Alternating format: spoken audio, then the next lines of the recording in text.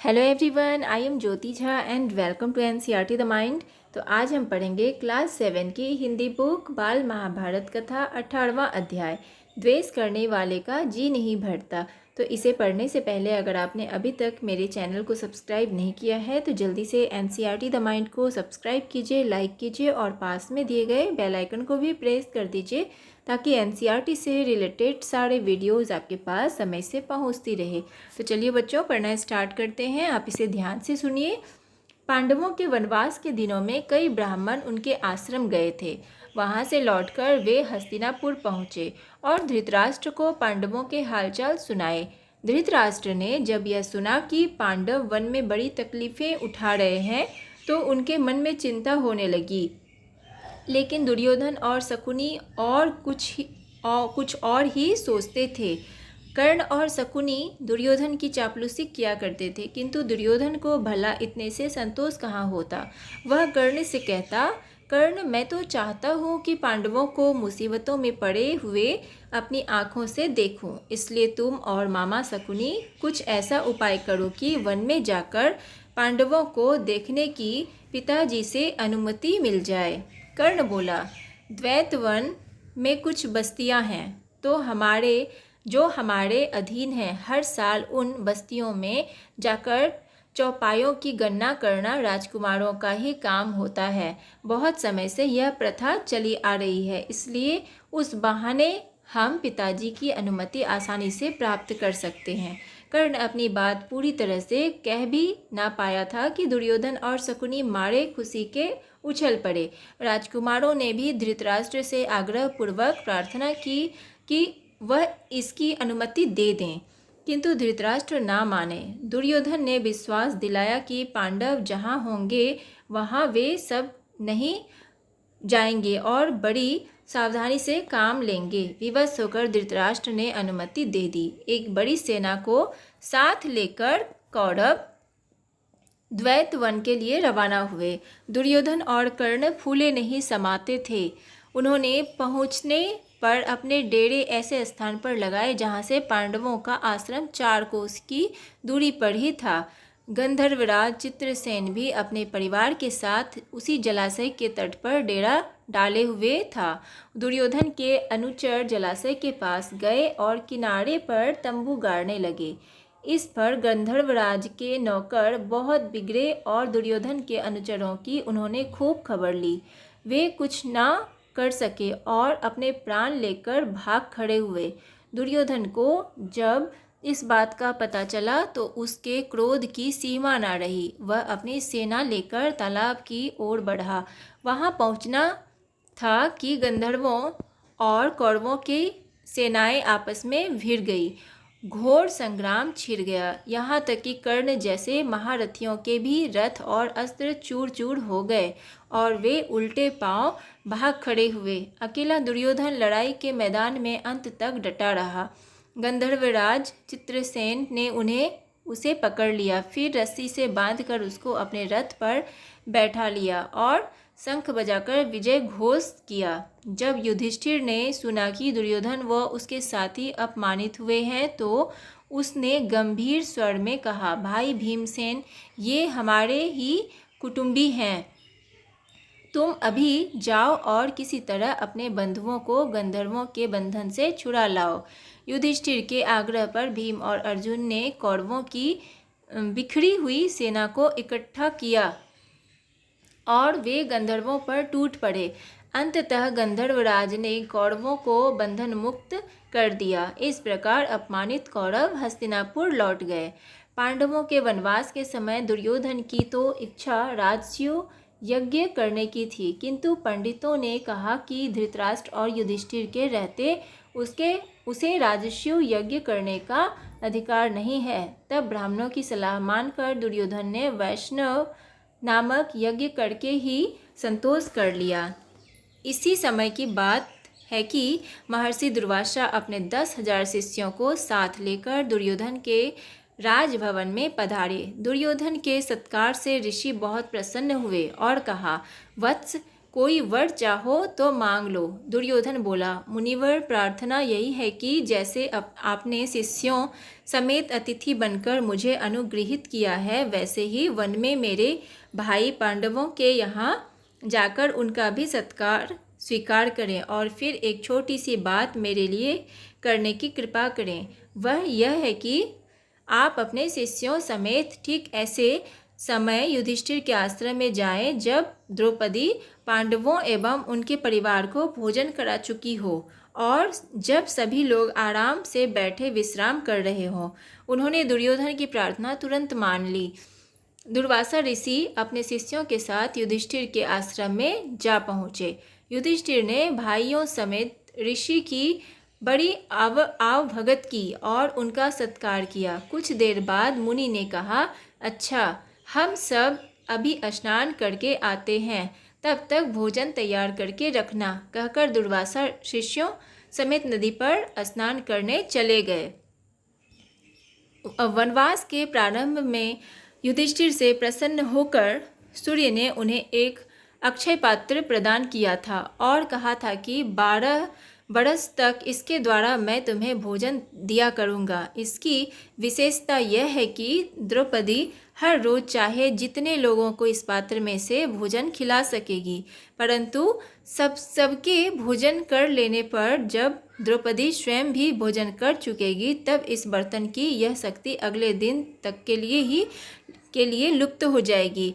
जिस समय दुर्वासा ऋषि आए उस समय सभी को खिला पिलाकर द्रौपदी भी भोजन कर चुकी थी, इसीलिए सूर्य का अक्षय पात्र उस दिन के लिए खाली हो चुका था। द्रौपदी बड़ी चिंतित हो उठी और कोई सहारा ना पाकर उसने परमात्मा की शरण ली। इतने में श्री कृष्ण कहीं से आ गए और सीधे आश्रम के रसोई घर में जाकर द्रौपदी के सामने खड़े हो गए। बोले, बहन कृष्णा, अब बड़ी भूख लगी है, कुछ खाने को दो। द्रौपदी और भी दुविधा में पड़ गई। कृष्ण बोले, जरा लाओ तो अपना अक्षय पात्र, देखे कि उसमें कुछ है भी या नहीं।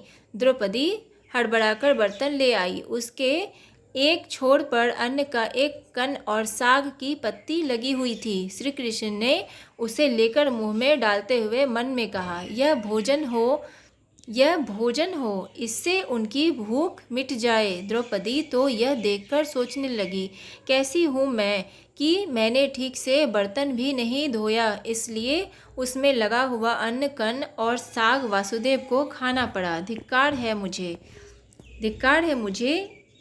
इस तरह द्रौपदी अपने आप को ही धिक्कार रही थी कि इतने में श्री कृष्ण ने बाहर जाकर भीमसेन को कहा, भीम, जल्दी जाकर ऋषि दुर्वासा को शिष्यों समेत भोजन के लिए बुला लाओ।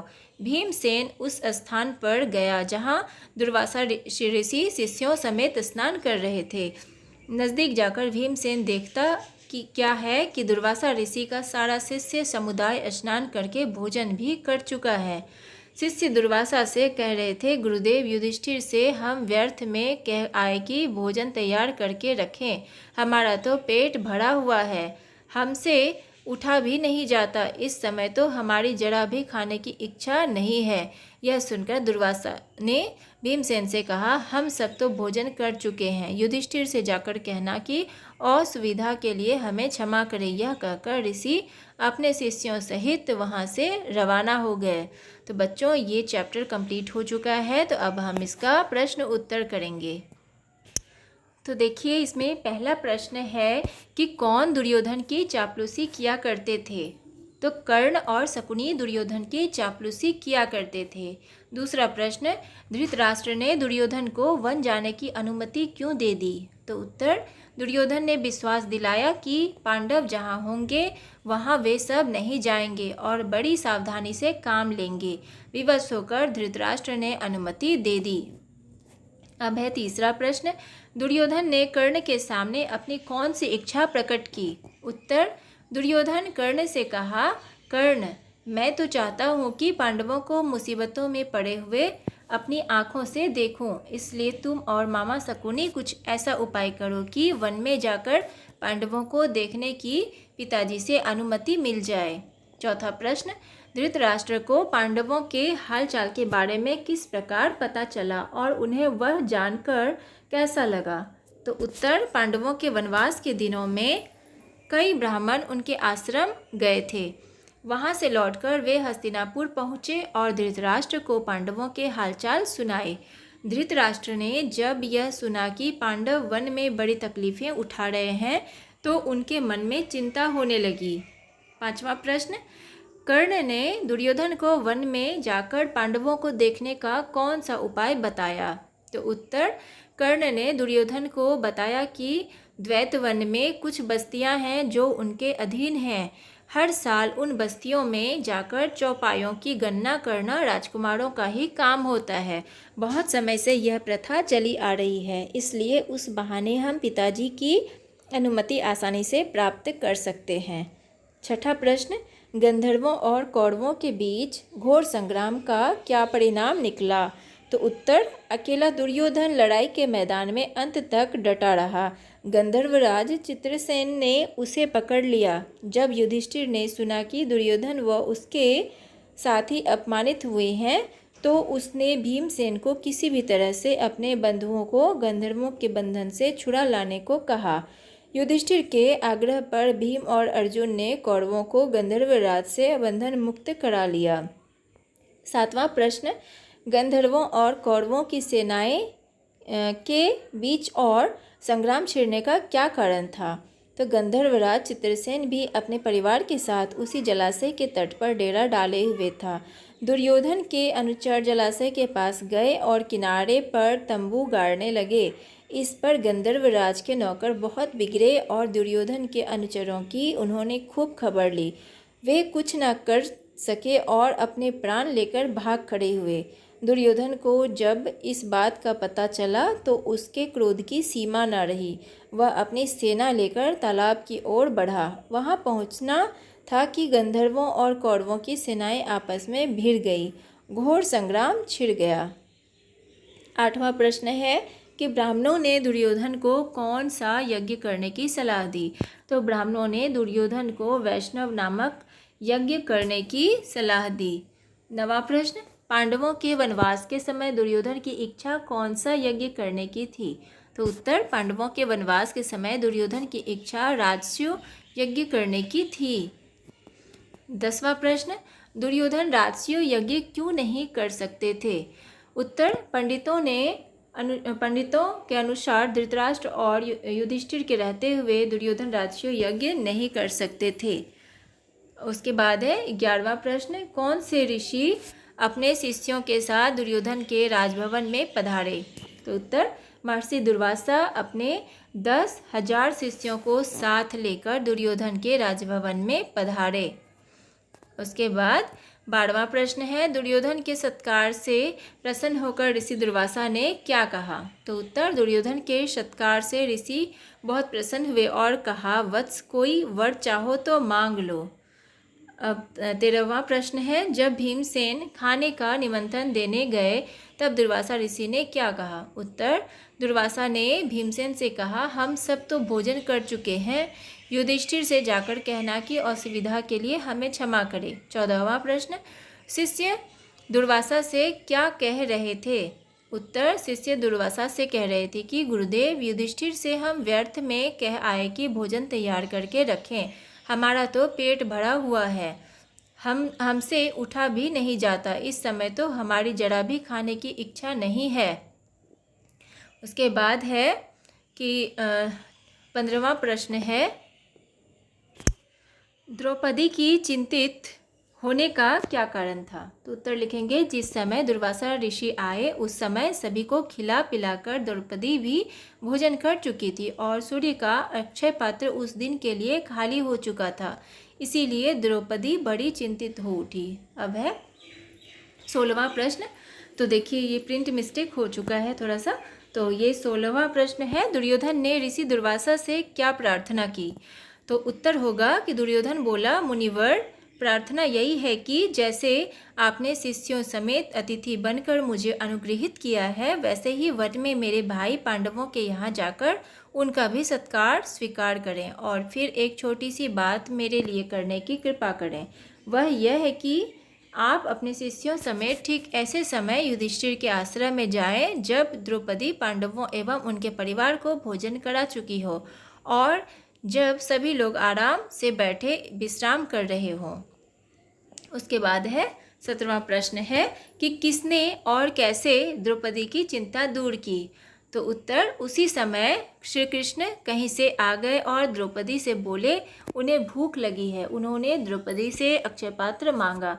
जब उन्होंने उसमें देखा तो उसके एक छोर पर अन्न का एक कण और साग की पत्ती लगी हुई थी। श्री कृष्ण ने उसे लेकर मुंह में डालते हुए मन में कहा, यह भोजन हो, इससे उनकी भूख मिट जाए। इस प्रकार दुर्वासा ऋषि और उनके शिष्यों का पेट भर गया और ऋषि अपने शिष्यों सहित वहां से रवाना हो गए। अब है 18वां प्रश्न, युधिष्ठिर को अक्षय पात्र किसने दिया और उसकी क्या विशेषता थी। तो उत्तर, कि वनवास के प्रारंभ में युधिष्ठिर से प्रसन्न होकर सूर्य ने उन्हें एक अक्षय पात्र प्रदान किया था और कहा था कि 12 बरस तक इसके द्वारा मैं तुम्हें भोजन दिया करूँगा। इसकी विशेषता यह थी कि द्रौपदी हर रोज चाहे जितने लोगों को इस पात्र में से भोजन खिला सकेगी, परंतु सबके भोजन कर लेने पर जब द्रौपदी स्वयं भी भोजन कर चुकेगी तब इस बर्तन की यह शक्ति अगले दिन तक के लिए लुप्त हो जाएगी। तो बच्चों, ये चैप्टर कंप्लीट हो चुका है, प्रश्न उत्तर भी कंप्लीट हो चुका है। तो आपको कैसा लगा पढ़ के मुझे ज़रूर बताइए, और अगर अच्छा लगा हो आपको मेरा पढ़ाना तो मेरे चैनल को लाइक सब्सक्राइब कीजिए ताकि मेरे सारे वीडियोज़ आपके पास समय से पहुँचती रहे। और आपको कहीं भी समझने में प्रॉब्लम हो रही हो तो आप मुझसे कमेंट के द्वारा भी पूछ सकते हैं। तो चलिए मिलते हैं अब हम नेक्स्ट वीडियो में, तब तक के लिए bye, take care, thanks to watch my video.